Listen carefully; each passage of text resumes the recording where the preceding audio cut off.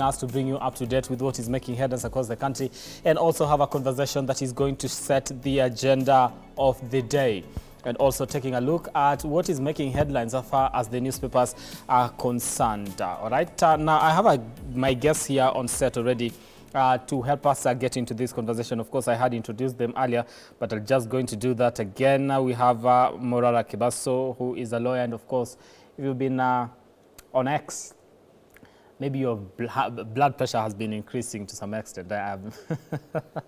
You've experienced this guy. Thank you so much for making time once again. Thank you so much. And I have Brenda Ongalo, who is the Secretary General, UGM. Thank you so much for making time once again, Brenda. Thank you. Is your blood pressure increasing or decreasing? You see, there are things that are happening in this country.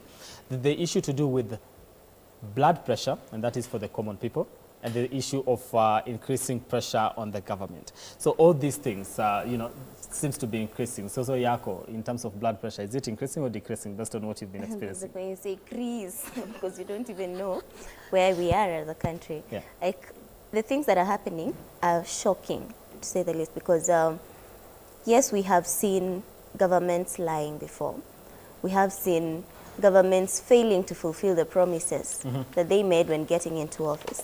But this is on a totally different level.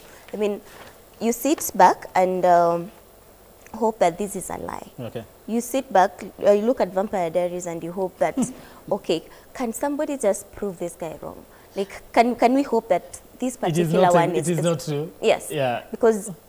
but in most cases, when you're hoping for that, you don't get the you get more disappointed because you're like, okay, if it was 1, 2, maybe. Yeah. Tusema, okay, hapa alikosea kidogo. But then now, if it's a sequence of events, and every other time somebody is launching something that does not exist. Now we'll be getting into the hold that particular point there. All right, on the backdrop of what has been happening, just when people are asking for accountability, just when things have kind of calmed down kidogo, hoping that things are going to be okay. You're hoping that at least the government is going to try and regain the confidence that has been lost, because as we are, zero confidence on the government. Okay. Now, I will be getting deeper into the details of that in the next hour, but this is the thing. I want us to take a look at the dailies, and one story probably will be dominating this particular conversation as far as the dailies are concerned. And probably just take a look at what is making headlines on the People Daily. This has to do with daring escape from cells. 8 officers interdicted as detectives investigate circumstances under which a serial killer and Eritrean national broke out of heavily guarded police station and vanished into thin air. Another story making headlines for this particular newspaper. This is Kawira trial. Kawira trial is a witch hunt by my rivals who want me out. And of course, we'll be getting into the details of that. Of course, Governor Kawira Mwangaza has already been impeached by the Senate. Also, another story making headlines on the People Daily is Ministry sounds the alarm over fake military jobs. And also, survivors recount last moments in horror bus accident. That is the top story on the People Daily. As far as the Daily Nation is concerned, it has to do also with how rogue police let suspects escape. And another story is bravery claims as Kawira fights hard for survival. That is the story we are going to be focusing on this particular morning. And also the Standard, what bursaries MP's radical plan for free education. Now new model described as an injustice to students as MPs push for reforms with a call to consolidate all kitties and funds, including HELB, university funds and bursaries doled out by MPs, governors and MCAs to make university and college education free for all. This is a story on page 2 of the Standard. Another story here on the Standard is Mwangaza fights to see the light amid flurry of accusations. Now, sabotage claims, name dropping and political schemes and machinations feature prominently in Meru Governor Kawira Mwangaza's third impeachment proceedings in the Senate, with allegations that all attempts at reconciliation with Senator Kathuri Murungi, alleged to be sponsoring removal attempt, were thwarted. This is a story on page 6 of the Standard. This is exactly what you're waking up to and what will be forming the basis of our conversation this particular morning as far as the dailies are concerned. And I want us to take a look at the issue to do with Governor Kawira Mwangaza. Let me start with you, Mwangaza. You know, the Senate did vote to impeach her. This is the third time that the Meru governor actually has been presented before the Senate on issues to do with gross violation of, abuse of power, gross violation of the Constitution, rather, and also issues to do with corruption. I don't know. What do you make of this, the third attempt, a witch hunt or legitimate? Personally, I would say that the Senate has a mandate, and that mandate is to protect devolution. And to this end, the Meru people have not been able to get development for the last 2 years because of the fighting within the county government of Meru. And if we have to let go of Kawira Mwangaza for Meru to move forward, then let it be so, so that the people of Meru can start getting development. Well, I'm not able to know the background happenings on whether she's being witch hunted or not, but this is a political process. If she has been she's been unable to make friends on the other side of the aisle, because as a leader you need to work with all people. It's not normal for a leader to lose the support of all the MCAs in such a manner and in such an overwhelming majority, that the members of parliament in your county don't support you, the senator doesn't support you, the MCAs don't support you. It can happen. Well, a political conspiracy can happen, but when you are a politician, you need to be able to do positive politics for development. You need to be able to build alliances and to work with other leaders, to consult widely, to have them involved in your processes so that you are able to make friends both on this side and on the other aisle, because without political stability there can be no development. So if they've impeached her, my question is, so what? I hope that William Ruto can also be impeached the same way. Let me come to you, Brenda. Impeachment the third time. To some extent, people expected that she might actually get to survive because she survived too.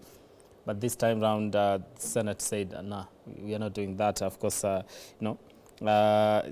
1 was gross violation of the Constitution and other laws. 26 senators voted yes.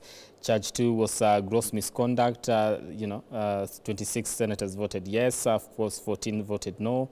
Or rather, 14 abstained and 2 voted no.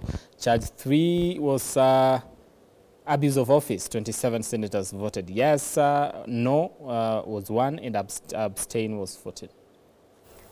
I'd say I was amongst the people who were hoping that Senate saves her a third time, because if having watched the first proceedings, the first impeachment proceedings, the second, which went all the way to the voting and all, and she was saved overwhelmingly. Then you got the third one, and the allegations seem to be coming out stronger and stronger. Then it talks much about who she is as a person, because at some point we want to pull the gender card, at some point we want to pull the card of, oh, she's being fought because she was an independent candidate and that she's not able to marshal support to herself. But again, is that not, we can't play that card here? No, we're not going to play that card, okay. Not because of anything, but because, you see, the first 2 times she was able to prove that the allegations that were against her were not true. And that's how she got off the hook. So we're not going to question why now this third time the allegations have been proved, because I think the accusers got better at their game, because most of the time they fell on, the first time and the second time especially, they fell on lack of proper proof. So at this point, if Senate is convinced that through this political legal process that they went through, then the senator, or rather the governor, has not proven that she is innocent. Okay. Or rather, the accusers have proven that there were sufficient grounds for impeachment to happen, then so be it. Again, my concern is we cannot keep these people on a cycle of impeachment after impeachment after impeachment motion. What time do these people get to develop? Because it was important that if she went through and they started, because the promise was, if Senate saves you, we will institute another. then you do realize that it is the common person that is losing out. Okay, so who is to blame then on this particular front? The people that are bringing these particular impeachment motions, or who exactly do we blame for the people of Meru not getting the development that they actually deserve ever since Governor Kawira Mwangaza took oath of office?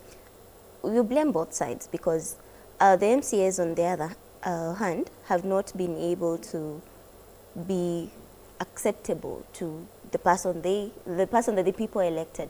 There seemed to be a lot of power play on who was elected governor, who the senator is versus the MCAs. So the problem arises when the governor has also failed to even galvanize support to her side.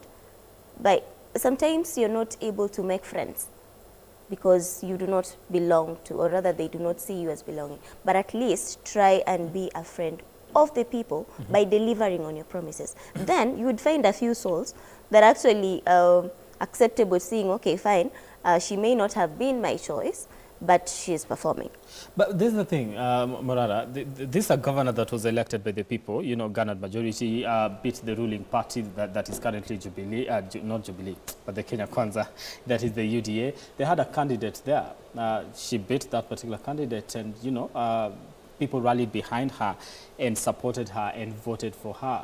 But right now, you're saying she's been unable. Of course, she came in as an independent, so to some extent, not being able to have support in the national, in the county assembly, and that is. And do we come back and say it could have been a political witch hunt, or how do we then look at this? Kawira Mwangaza is a politician. She chose politics as her tool of trade. And once you choose politics, you need to know that it is a game of mud. And any time when pigs are playing in the mud and there is one clean pig, you need to be worried about that particular one. So if Kawira Mwangaza came in as an independent, that notwithstanding, she had an opportunity to start building relationships and start building coalitions across the political divide. Clearly, she's been unable to work with other leaders, because she's been unable to work with the senator, who is also the deputy speaker. She's been unable to work with her members of parliament. She's been unable to work with her MCAs.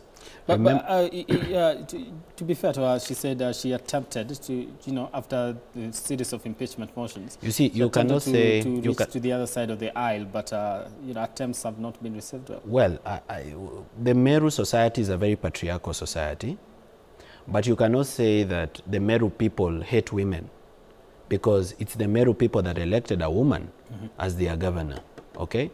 In Meru, there are women who are a majority. Actually, they are more than men in Meru, isn't it? And even these men that we are talking about, they have sisters, they have wives, they have daughters. So it's not about the gender. It's not about her being a woman. It's about who Kawira Mwangaza is as a person. Herself as a person, she's proven to be very high-handed.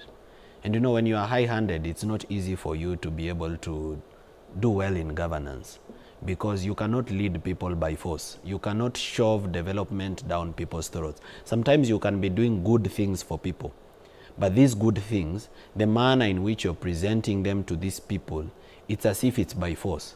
That's why the Constitution introduced public participation, that you will involve all persons of all classes, and that includes the political leadership, the local political leadership, on, yes, this is what I want to do for this county. I'd like this political support. I'd like you to explain to the local people the benefits of this project. This is how much money we have allocated to it. These are the terms we've agreed with the contractor. Involvement of the public and political grassroots opinion leaders is very important in terms of pushing development forward. She's been unable to do this. She's flying alone, and she's flying blind. And I think also involving her husband in governance has affected her governance by a very, very big margin, because she has given her husband a lot of leverage and a lot of access to public money and to public office and to political power. And that is not proper, because the people of Meru did not elect her husband. They elected Kawira Mwangaza.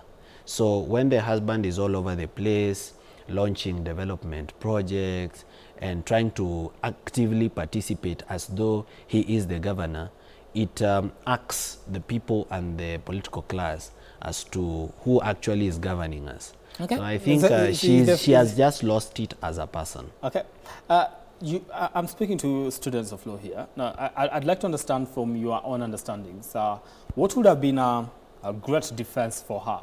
Do you believe she put a great defense in this particular case, or she didn't have a case at all?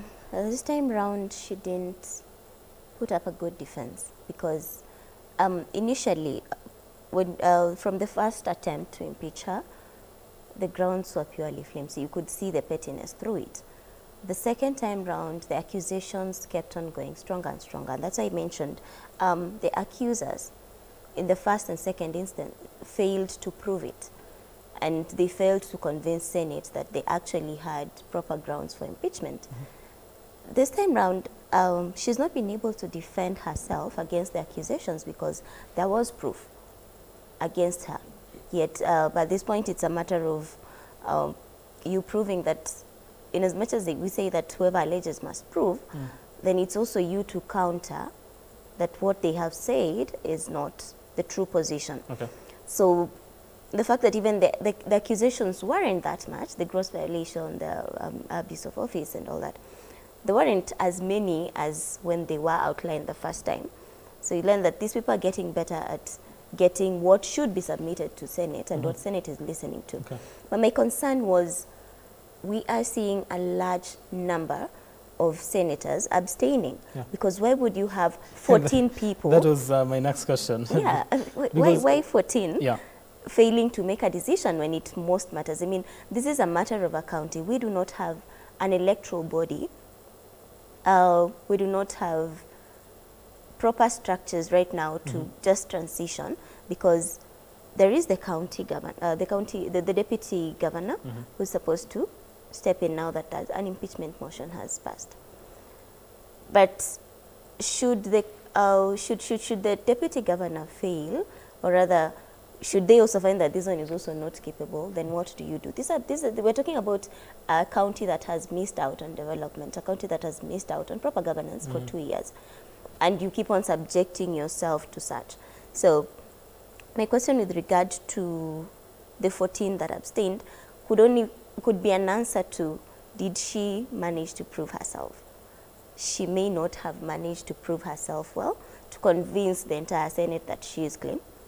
But at the same time, the accusers did not do a really good job in in just convincing everyone that, oh, our grounds are sufficient. Okay. Yeah. Now, Kebaso, moving forward, what do we get to learn from this particular scenes that we've been able to see for, ever since 2022, when she took over office, when the first impeachment was brought forward, the second one, and now the third one?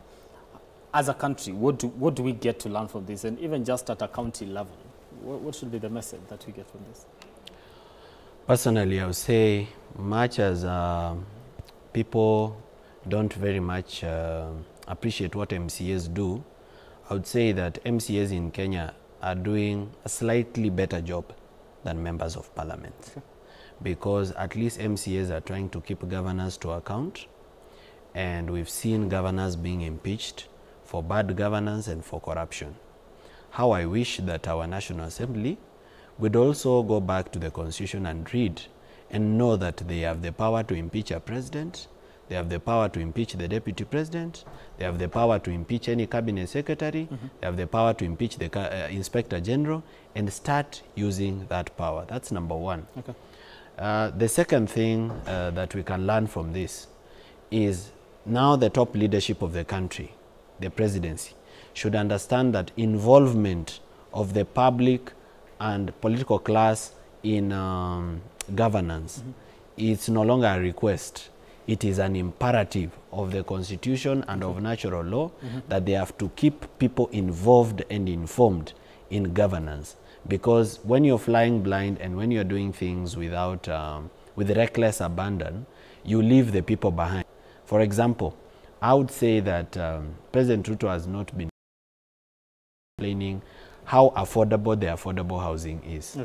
Because we called the people who are in charge of Kirinyaga housing project, and we just wanted to find out how much a house costs. And we found that the bed sitter is over 1 million, and a 2-bedroom is over 2 million. So how affordable is affordable housing? Okay. Yeah, so the involvement of the public and explaining public projects in a way that people can understand and make sense of it is very important. It's one of the things that has costed Kawira Mwangaza has it. This is the thing. You say members of county assembly are doing a good job, but most of them have been accused of holding the county governments at ransom and county governors. And, you know, so what do you say to that? Because some governors will say... No, I said a slightly better job. Okay. A slightly better. You know, slightly... Kidogo too. The truth is that yes, MCAs, you know, they go to these trips abroad, they hold governors ransom. It's not a lie. Okay. But at least they have understood their mandate. All right. Brenda, okay, let me give Kebaso an opportunity to respond to the issue of the 14 who did not take part in this particular, you know, process of actually impeaching the governor and having their voices heard out here. Is that still a message that they are communicating, or what exactly do we make of that? No, there's no message to be communicated by not voting. Those people have failed their residents, they have failed their electorate, the people voted for them. We did not vote for them to abstain. We voted for them to make decisions on our behalf. Okay. So they are playing safe. You know, abstaining is playing safe. Playing safe shows a lack of commitment towards good governance and towards an end to corruption. So they should have made a decision so that we know this is where they stand on matters of bad governance. Okay. Thank you so much for joining us, Governor, Member of Parliament from Meru North, that is Geoffrey Ruko. Just call you Governor. I think Bapti... I'm not interested in running for governor. Why don't you want that? Not now, not in the future. You feel like members of county assembly are going to give you a hard time? Not really. It depends with the interest. Yeah. And yours don't like that? What I'm dealing with as a member of parliament, if you combine in, let's say, 4 or 5 constituencies, my friend, these governors are having a very difficult time. Okay. Yes. I want to take a break, but before I do that, I'm going to give you an opportunity to, you know, weigh in on this particular conversation, and that has to do with Meru Governor Kawira Mwangaza, rather. The light is off. The Senate said, okay. The Senate of the Republic of Kenya did the right thing in impeaching the governor for Meru. Because if you cannot be able to have good working relation with the team you have no business in doing your job. As a leader, one of the key ingredients that we called to do is to be able to bring people together. The people you're working with and also the people you are serving. Whether it is the county, whether it is the nation, Kenya, whether it is a constituency, you have to be in a position to bring people together, first and foremost. Because if there's no, if for instance, if the Kenyan government cannot read from the same script, how can it perform? If a constituency which I'm running at the moment, from the CDF manager to the constituency manager to the people in charge of different responsibilities, they can't be able to read the same script with myself. I have no business. Now, let me ask you, could there be a chance of objection? People just don't want to, they outrightly If it is the first time for the governor for Meru to go through this process, we can give her benefit of doubt. Second time, we give her benefit of doubt. Third time, let me tell you, to raise 2/3 of number of MCAs for the impeachment to be to meet the legal threshold is not a very easy thing. These MCAs must be going through a lot of soul searching, and at an individual level, for them to come together to be more than 2/3 to say, in my own capacity and in my own thoughts, I think I should impeach this governor. It's not an easy process down there in the county assembly. So there must be something fundamentally wrong as far as Meru County is concerned. And it is important for us to listen to what the MCAs are saying, and not only MCAs. I'm in Parliament and I discuss and I hear what other members of Parliament from Meru County are saying. All of them are against Governor Kawira for one reason or the other. I think the best thing is now for Governor Kawira to go to court. She can survive being governor of Meru for the remaining period of time through the court process. But I think the MCAs have done their part, the Senate has done their part. In the previous if you say she goes through the courts, if she becomes, she survives through the court process and yet you have people on the ground that do not support you, will that not make your work even harder? Impeachment is a political process. Let her now start the legal process. Senate is there through politics. County Assembly is there through politics. They have done their part. Politically, they are saying she's not fit to be governor for Meru. So let's hear what the court will say, whether she is fit to be governor of Meru or not. We had Governor Wambora of Embu, who survived for 10 years through a court process. He was impeached several times. So it is possible for Governor Mwangaza to survive for the remaining period of 3 years through court process. Maybe she's not going home. Okay. She'll probably be back to her office through the court process. The light of Mwangaza is not but totally the out. Thing is, politically, a message is out there, a clear one, that there is a political problem which is extremely, fundamentally wrong as far as management of County of Meru affairs concerned. Right, Geoffrey Ruku there, Member of Parliament, Meru North, Brenda Ongalo, who is the Secretary General, UGM, and Murara Kibaso, who is a lawyer. Listen, we want to take a break here. We'll be back in a few, taking a look at what is shaping the agenda of the nation, a conversation that is, at the mouth of everyone in this particular country at the moment. That has to do with the projects that we've seen the head of state launching. Some of you calling him out and saying, by the way, you're launching projects that have already been launched. We'll be coming back in a few with that particular conversation. Continue engaging us on our socials at K24 TV across social media platforms. We are also on YouTube Live, I believe that. So yeah, continue engaging us. We'll be sampling your feedback as we continue the program this particular morning.